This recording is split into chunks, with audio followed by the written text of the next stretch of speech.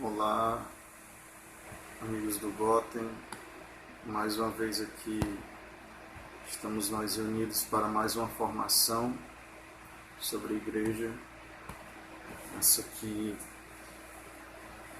talvez seja a nossa última na sequência que nós temos e que por motivos diversos não foi possível fazer esse encontro presencial. Mas estamos aqui graças à tecnologia, inteligência dada por Deus. Aos homens, somos capazes de nos comunicar de diversas formas. E o tema que nós temos hoje é um tema um pouco complexo, né? Não que tenha existido algum mais simples, mas algum que seja realmente simples, mas este exige um certo preparo maior do que os demais, porque existe uma complexidade por trás da pergunta. A pergunta em si é muito simples. Por que os católicos comungam sempre e os protestantes apenas uma vez no ano? Seria essa a pergunta. É importante ressaltar aqui, primeiro fazer algumas considerações iniciais, né? Que obviamente, quando nós falamos que um católico comunga sempre, nós estamos falando de um católico de fato, né? Um católico dito praticante, que busca o cumprimento do preceito da igreja, de um dos seus mandamentos, que seria comungar ao menos uma vez no ano por ocasião da Páscoa. Seria isso uma primeira base para se partir dessa questão da comunhão. A igreja exige que pelo menos uma vez no ano o católico comungue. Mas veja, obviamente, que não são todos, nós estamos falando aí de católicos, e claro, nem todas as comunhões elas são bem proveitosas, mas enfim, existe esse preceito. E também a questão de protestantes comungarem uma vez no ano também tem as suas ressalvas, porque há protestantes que têm diversas mentalidades sobre comunhão, como nós vamos falar rapidamente delas aqui, e que para alguns não é apenas uma vez, para alguns são mais, esse período ele se estende mais pelo próprio significado atribuído à comunhão. Então, na verdade, a resposta para essa pergunta ela vai se encontrar justamente nisso, no sentido que tem a comunhão, a Eucaristia, né, como nós chamamos, para essas denominações, né, e para nós católicos. Percebam que a Eucaristia para a igreja ela tem um caráter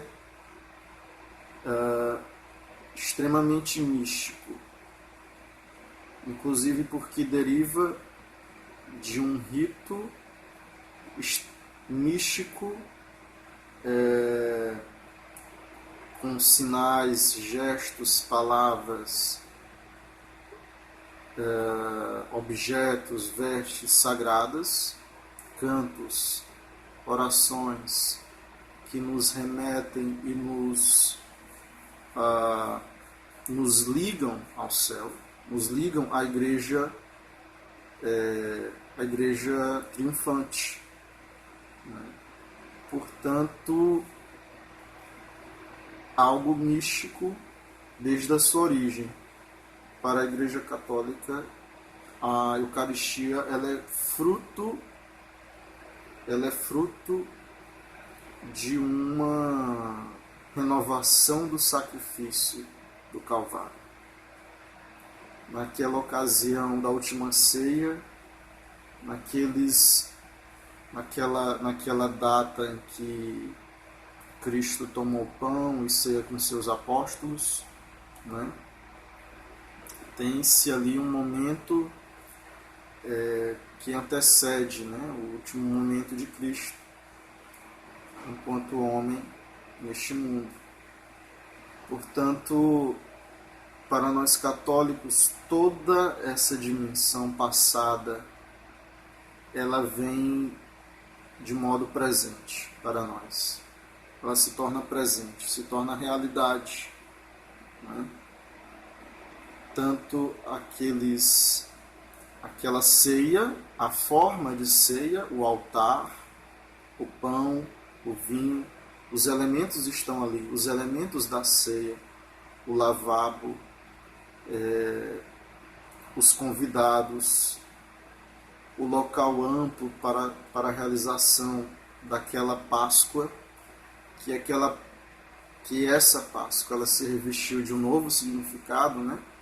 Para os judeus, o significado da Páscoa deriva do fim da escravidão do Egito. Para nós, o significado da Páscoa ela é referenciado à ressurreição de Jesus. Pois muito bem. Então, para nós entendermos essa questão, é preciso entender que a forma como é concebida a Eucaristia, a forma como ela vem e como ela é entendida, o seu significado, é o que vai diferenciar isso.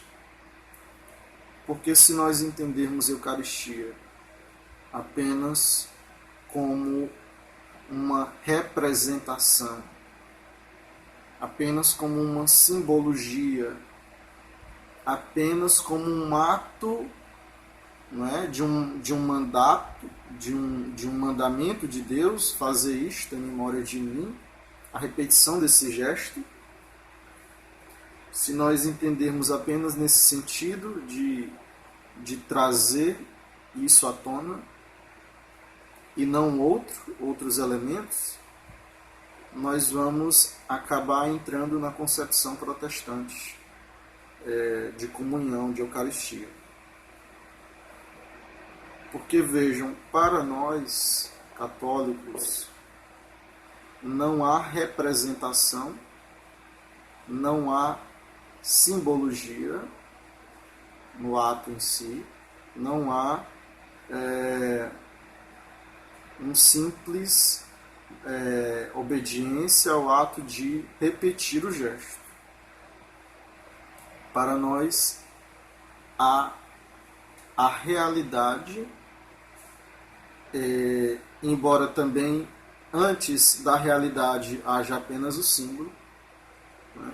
Mas aquele símbolo, aquele pão, aquelas espécies, o pão e o vinho, aquelas espécies, elas são símbolos,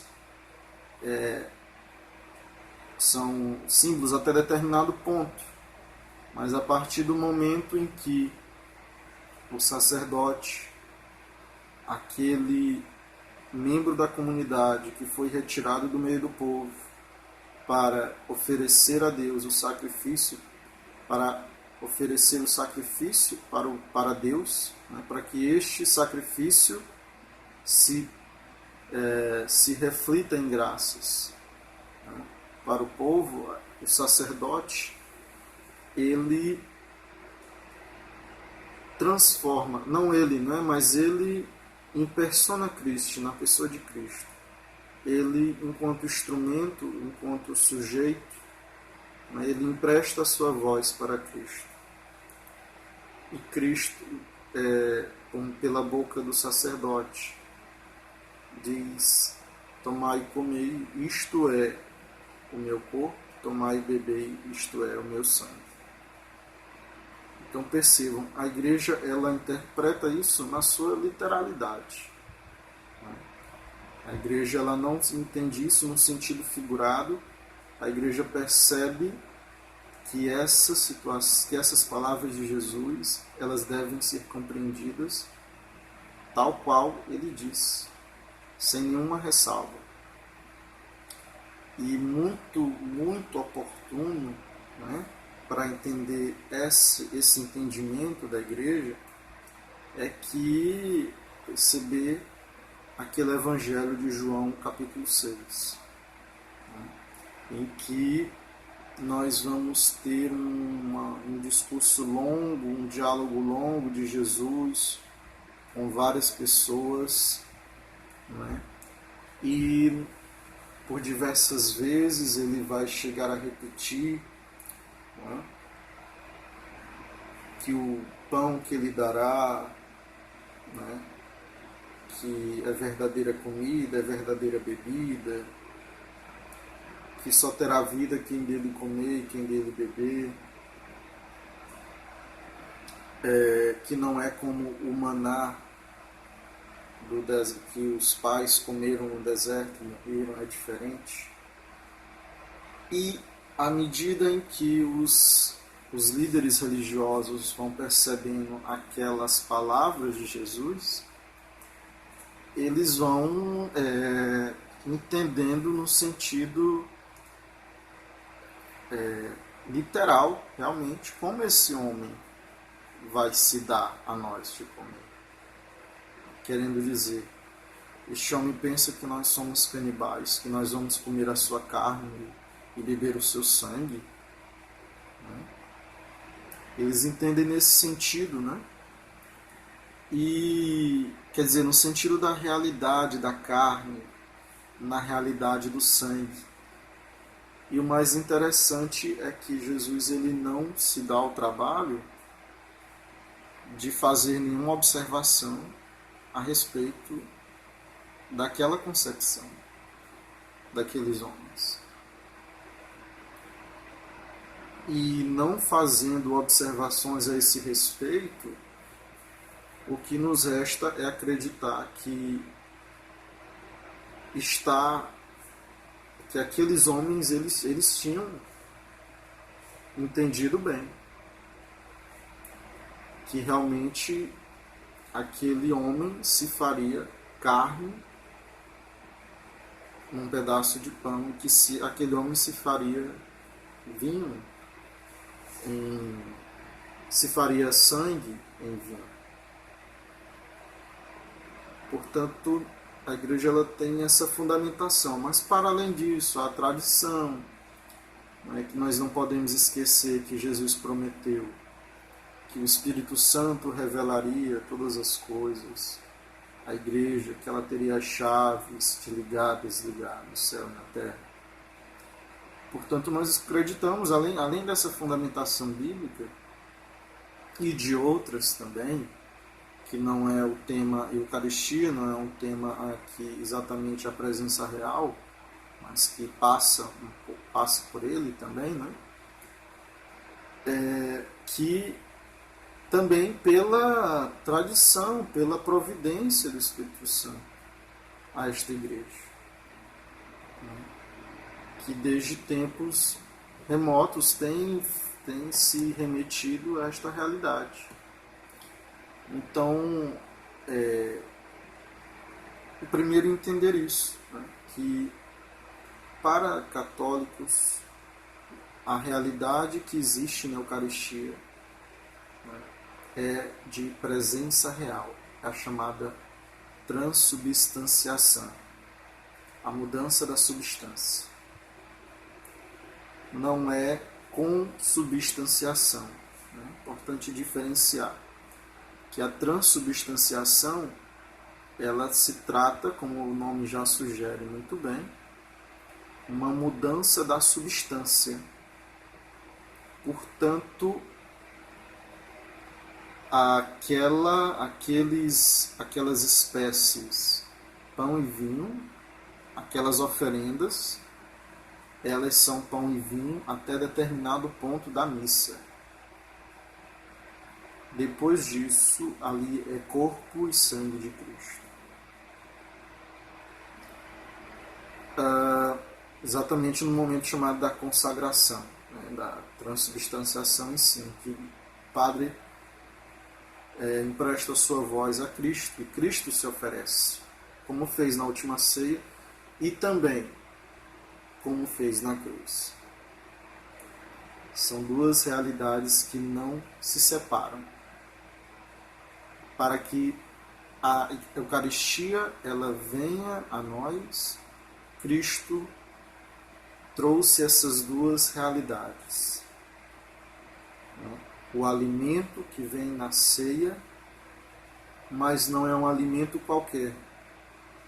É um alimento, não é como o maná, é um alimento que muda, é um alimento que transforma a realidade daqueles que comungam, porque é fruto do sacrifício de Cristo na cruz. É a oferta de Cristo na cruz. E aí vem a outra noção que a missa agrega, que é, na verdade, o seu centro, que é a noção, a concepção da missa como sacrifício de Cristo. E vejam, não há como não ser sacrifício, porque, por um motivo simples, você tem corpo separado de sangue. Corpo separado de sangue não sugere vida, não gera vida. Logo, corpo e sangue separados é sacrifício, é morte. Né? Então vejam, para nós na missa ocorre o mesmo sacrifício ocorrido naquele dia, naquela sexta-feira, como se diz, né? Só com uma diferença, que na ceia, nas nossas missas, o nosso sacrifício ele é incruento, ele não há novamente o derramamento de sangue, mas há o sacrifício de Cristo na cruz, sem o derramamento de sangue, sem essa noção de sangue, de derramamento, né? Mas nem por isso deixa de ser sacrifício. Né? E aí nas palavras de Pio XII, né, ele fala sobre isso, que o altar de nossas igrejas não é diferente do altar do Gólgota, pois ele também é um monte encimado por uma cruz e por um crucificado. E é nele que se realiza a reconciliação de Deus e o homem. Né? Então nós temos, nas nossas missas, nós temos o sacerdote que oferece, nós temos aquilo que é ofertado, o pão e o vinho, que vão mudar a sua substância. Não serão mais pão e vinho, ainda que a aparência de pão e vinho permaneça, que é o que nós chamamos de acidentes.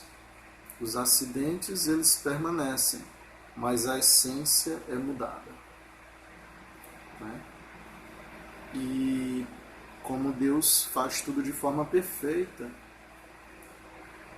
Deus permitindo, o mesmo Deus que tem poder de fazer milagres, os mais extraordinários, o Deus que tem o poder de ressuscitar, de se ressuscitar, o mesmo Deus que tem o poder de se colocar no pão, ele também quis permanecer sob a aparência, justamente como uma forma de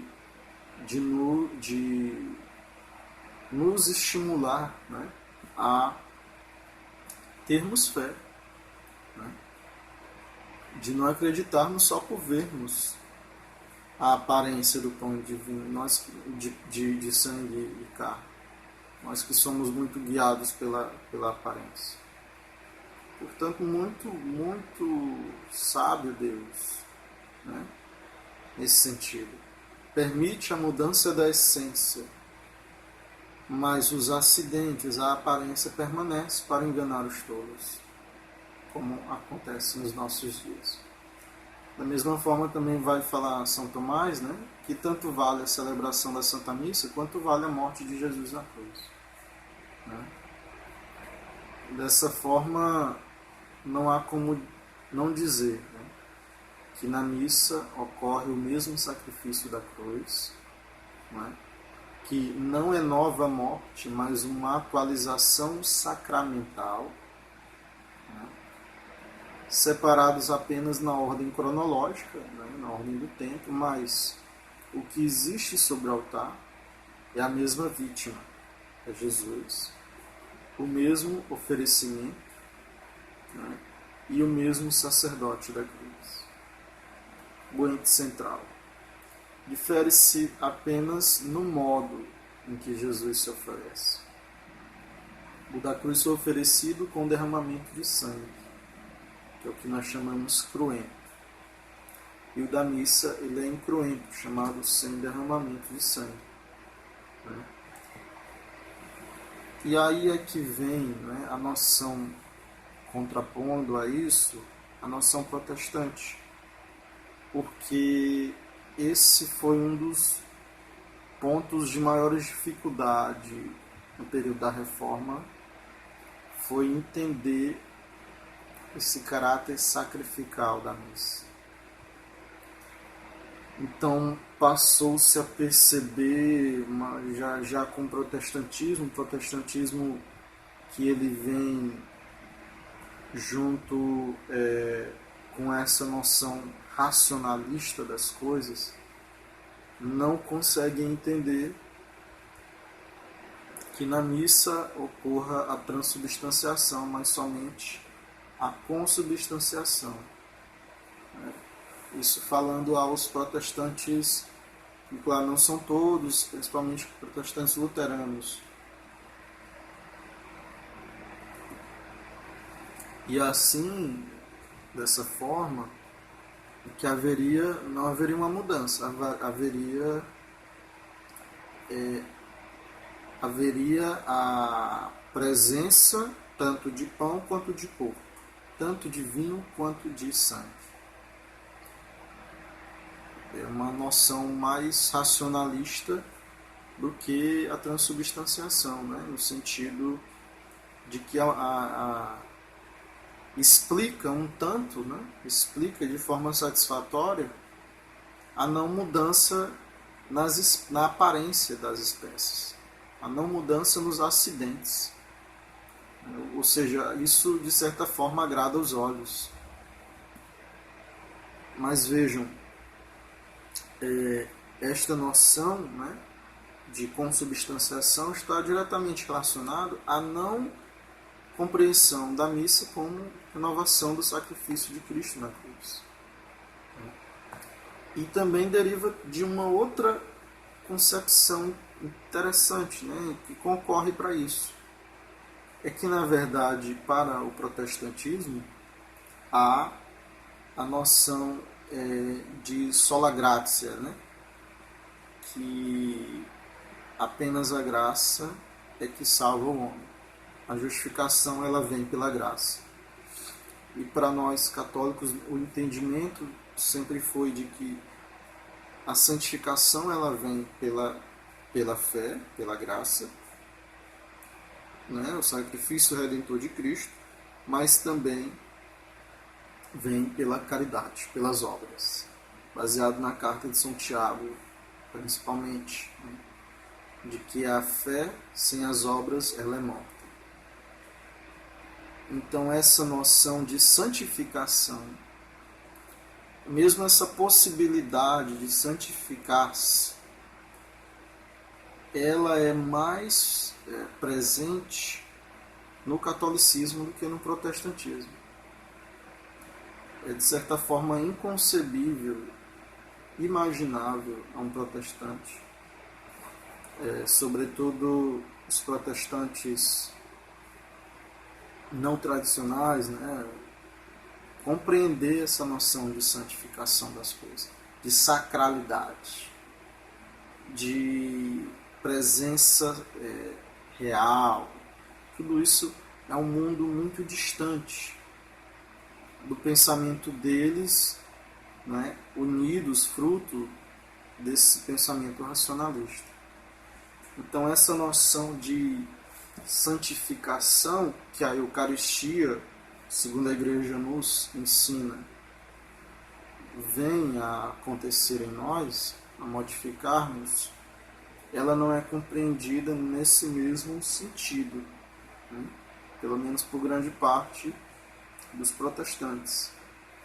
Lembrando que é sempre muito difícil falar dos protestantes porque não há uma unidade, né? Você vai ter várias vertentes e que fica muito complicado você falar realmente sobre isso. Mas enfim, generalizando, entendendo dessa forma, né? Essa possibilidade de santificação pela fé e pela caridade, ela também concorre no entendimento da Eucaristia, que por sua vez também vai desaguar, né, nessa noção de comungar uma vez, nem uma vez, sempre. Vejam, os santos, acredito que sem exceção, quando se fala em santificação, o ponto comum é a comunhão diária entre eles, né? E como para se comungar tem que estar apto para tanto, precisa-se de uma condição, de um estado de graça. Esse estado de graça que seria a ausência de pecados mortais e, ao mesmo tempo, o repúdio mesmo aos pecados veniais, no sentido de combatê-los, de evitá-los. Então, nesse sentido, a Igreja e os santos nos dão uma aula sobre isso, né? Que para nos mantermos no estado de graça e, portanto, para podermos comungar, nós devemos comungar todos os dias. Nós devemos, e para tanto, né? Para tanto, também confessar-se continuamente, porque assim estaríamos livres dos pecados, pelo menos os mortais, né? Também os veniais, só que especialmente os mortais, e dessa forma nós teríamos a possibilidade de estar sempre na presença de Cristo de forma única, né? Não que Cristo não esteja presente na reflexão da palavra, nos evangelhos, não que Cristo não esteja presente nos símbolos, nos gestos, nas palavras, mas de maneira tão real. Isso é algo exclusivo da Eucaristia. Então, dessa forma, não fica difícil perceber que para nós, católicos, essa noção de comunhão, ela está no sentido de alimento espiritual. Veja, e como nós, né, precisamos do alimento carnal para não desfalecermos, precisamos da nossa comida diária, das refeições, também o nosso espírito precisa do alimento. E esse alimento para nós é a Eucaristia. Então percebam que as diferenças vão começando a aparecer de forma mais clara, uma derivando da outra. A própria forma como é concebida, como nasce a Eucaristia, a própria noção desse rito, dessa intermediação entre Deus e os homens, a forma como isso vai se desenvolvendo, os requisitos que são estabelecidos para que se esteja apto a este feito, a este ato de receber Jesus Eucarístico. Então tudo isso vai de encontro a essa realidade, a essa frequência, digamos assim, de comunhão. Interessante também o que diz o Concílio de Trento, que é um concílio que foi o concílio contemporâneo à Reforma, na verdade, já pegando quando as coisas já estavam mais claras, né? Os posicionamentos dos reformadores e da contraproposta, né? Da contra-reforma católica. Então diz-nos o Concílio de Trento sobre a transubstanciação, no seu capítulo 4, ele vai dizer que desde que Jesus Cristo, nosso Redentor, disse que era verdadeiramente seu corpo, o que ele oferecia sob a espécie do pão, a Igreja de Deus tem crido perpetuamente. E o mesmo declara agora de novo, este mesmo Santo Concílio, que pela consagração do pão e do vinho, ou seja, no momento em que o padre repete as palavras de Cristo, se converte toda a substância do corpo de nosso Senhor Jesus Cristo e toda a substância do pão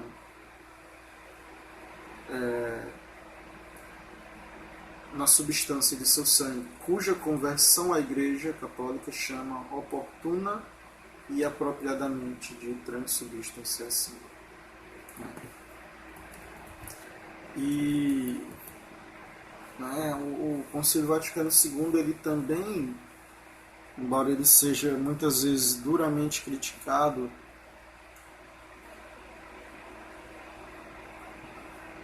devido à reforma litúrgica que ele desencadeou, que segundo alguns católicos, né, pessoas inteiradas do assunto, né, dizem que terminou por perder-se por demais, ou talvez por completo, a noção de sacrifício da missa, e se sobressaltou o sentido da ceia, na medida em que tentou-se fazer algo, né, usando as palavras deles, para se agradar os protestantes, né, para se protestanizar a missa. Né? Mas isso é só um parêntese, não cabe discussão nesse momento, mas apenas para efeito de que saibam, mas também diz o Catecismo da Igreja,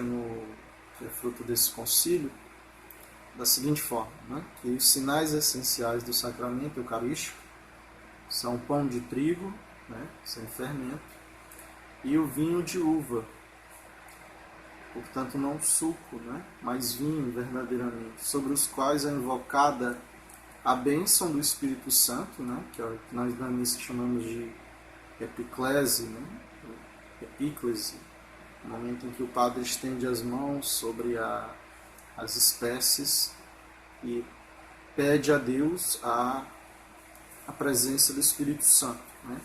Mandai vosso Espírito Santo, santificai, para que abençoeis estas oferendas, né? Enfim, e o sacerdote pronuncia as palavras da consagração ditas por Jesus durante a última ceia.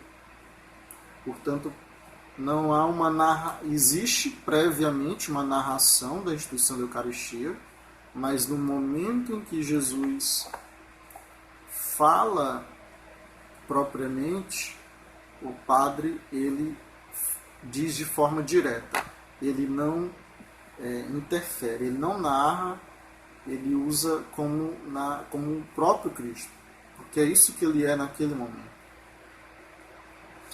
Também diz o Catecismo, lá no seu parágrafo 1413, né, 1412, 1413, por meio da consagração opera-se a transubstanciação do pão e do vinho, no corpo e no sangue de Cristo, sobre as espécies consagradas do pão e do vinho, Cristo mesmo, vivo e glorioso, portanto não Cristo morto, mas uma carne de Cristo, um sangue de Cristo glorificado, está presente de maneira verdadeira, real e substancial. Seu corpo e seu sangue, com sua alma e sua divindade. Portanto, Cristo de modo inteiro, não apenas em parte, né? Dessa forma a gente vai percebendo, vai abrindo as portas, né, de entendimento em relação a essa transubstanciação.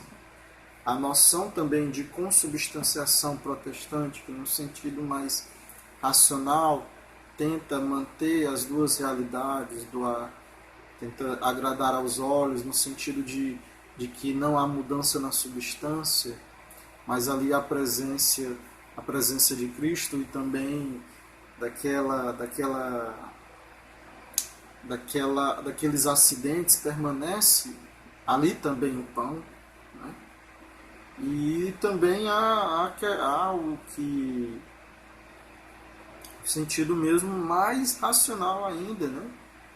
De entender que não há nada, que o que há é uma simbologia e o que se faz é tão somente rememorar, né, aquele dia.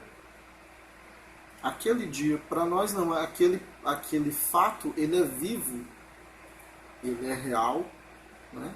Ele ocorre aos nossos olhos, mas drasticamente mudando nesse sentido, você vai ver uma total incredulidade nisso, né? Você vai ver que há apenas no sentido simbólico, que Cristo disse aquilo de forma simbólica. Jesus não estava falando tão sério quanto aqueles religiosos pensaram naquele Evangelho de João 6, e nem tampouco, olha só, os apóstolos, né, que estavam com Cristo,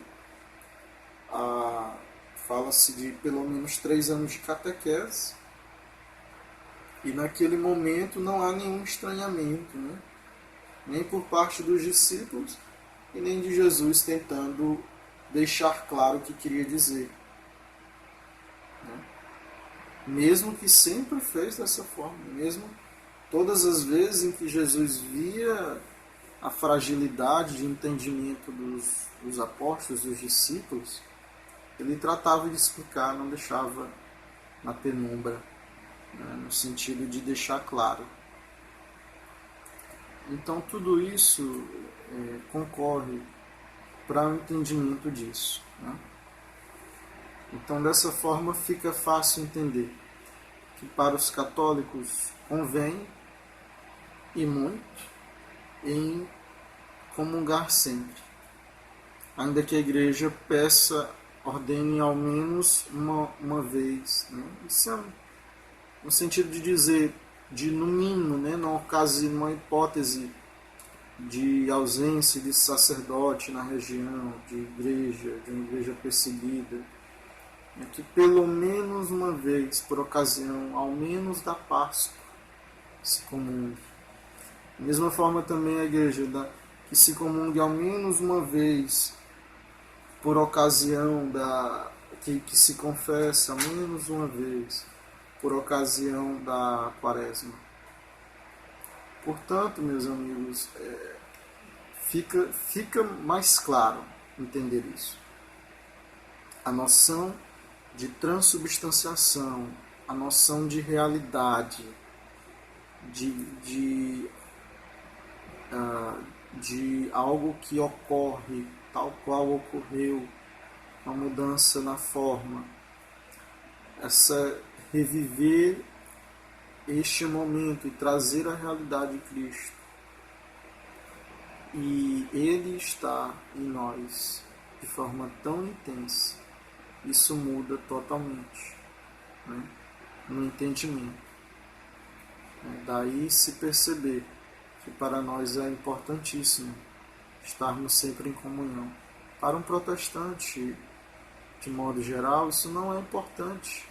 porque praticamente a sacralidade não existe. Existe um grande apego a uma diversas a palavra, a Bíblia, no sentido quase que se tira a pessoa de Cristo e se coloca a religião de um livro, né, sob a interpretação de um sujeito, o que é muito perigoso, né, extremamente perigoso. Então, nesse sentido, fica essas colunas, essas 3 colunas, né, para o católico comungar todos os dias, a noção de real, a noção de alimento espiritual, a noção de não apenas cumprir como memória aquele último gesto da Eucaristia, como no sentido de somente ceia. Para nós não, a santificação. Nós conseguimos tirar dessa Eucaristia, junto com esta Eucaristia, na própria concepção dela, no rito que lhe origina, que é a missa, nós já extraímos graças infinitas, né? Claro que na medida da nossa abertura, né, para Deus, na medida em que nós somos capazes de aceitar essas graças.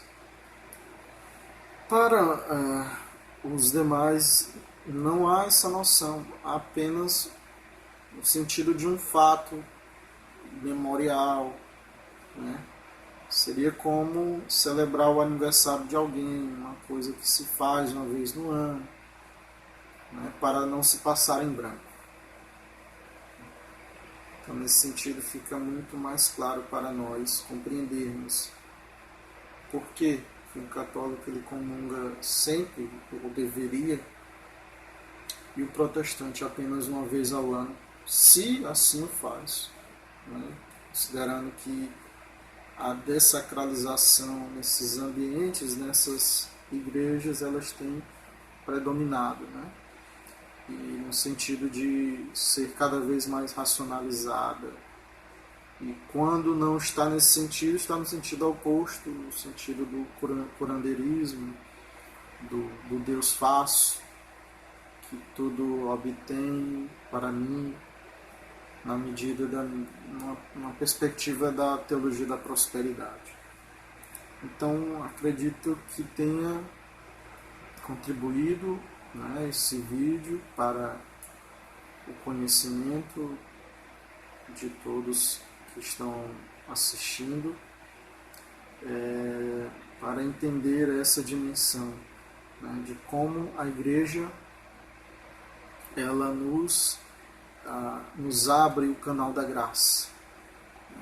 O canal da graça ela vem pela Eucaristia, ela vem com esse ato, o ato de adoração a Deus perfeito, né, em que Deus se oferece a Deus, né, Jesus Cristo se oferece para o Pai, e deste sacrifício brotam, né, como jorrou do lado de Cristo sangue e água, né, jorra para nós as graças infinitas daquele sacrifício. Que nós possamos, a partir disso, nos preocuparmos mais com a nossa comunhão, na nossa compreensão da missa, né, no sentido de comungarmos bem, estarmos preparados, porque tudo isso vai fazer sentido para a nossa caminhada de fé. Louvado seja nosso Senhor Jesus Cristo.